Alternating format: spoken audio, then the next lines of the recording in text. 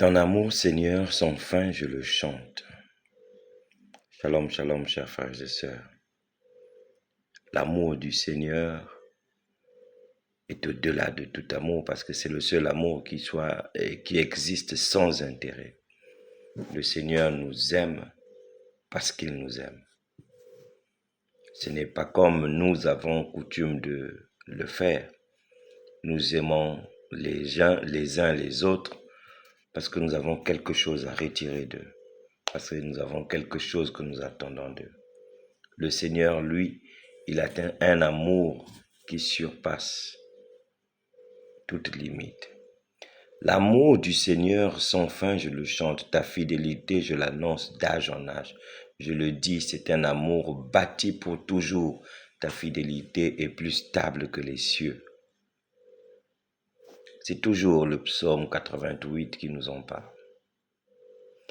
Aujourd'hui, ce soir, à la fête de la Nativité, nous aurons une autre fête, une autre messe. Mais ce matin, nous présentons d'abord la situation qui est la stabilité justement de ce royaume du Seigneur. Le Seigneur pose la stabilité de son royaume en son Fils, depuis la promesse faite à David, de garder sur son trône toujours son Fils. Et nous le savons, que Jésus qui va arriver ce soir, qui va naître pour devenir le roi des rois, lui, il est de la tribu de Juda. Il est un rejetant de David. Donc, il est de la maison de David. C'est cette stabilité qui perdure, qui vit sans faille. Cette stabilité qui produit l'amour. L'amour de Dieu pour son peuple. L'amour de Dieu qui n'attend rien. Oui, voilà, Dieu n'attend rien de nous. Il dit à David, David qui s'en inquiète. David pense que comme il a construit pour lui, alors il doit construire pour le Seigneur. Lisons qu'est-ce que David dit. Le roi David habitait enfin dans sa maison. Le Seigneur lui avait accordé la tranquillité en le délivrant de tous les ennemis qui l'entouraient. Le roi David dit alors au prophète Nathan, « Regarde, j'habite dans une maison de cèdre et l'arche de Dieu habite sous un abri de toile. » Pourtant, le prophète Nathan était déjà favorable à ce qu'il dit.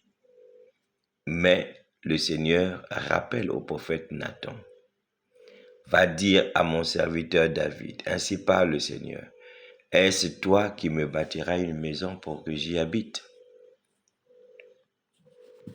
L'amour du Seigneur est un amour sans intérêt. Il n'attend pas de David qu'il construise une maison pour qu'il l'aime. Il l'aime parce que c'est lui qui le veut. C'est lui qui l'a établi. C'est lui qui l'a sorti, dis-le, il le dit. C'est lui qui l'a sorti de sa gestion de troupeau pour qu'il devienne le roi et le plus grand roi de son peuple. Le Seigneur nous donne aujourd'hui la possibilité de rencontrer Jésus, qui est le chemin, la vérité et la vie. Il n'attend rien de nous. Par amour, il nous le donne. Ce n'est pas parce que nous allons accepter Jésus ou ne pas accepter Jésus qu'il va nous aimer. Pourtant, il nous demande de faire le bon choix, celui d'accepter Jésus, parce que celui qui accepte Jésus comme Seigneur et Sauveur sera sauvé. C'est alors une autre notion. Ce n'est pas seulement une notion d'amour, mais c'est une notion de trouver grâce aux yeux du Seigneur. Pour être ses créatures, nous le sommes tous. Pour être ses enfants, nous le devenons. Mais pour être sauvés, il faut que nous acceptions le Seigneur qui viendra ce soir. Bonne journée à tous et à bientôt.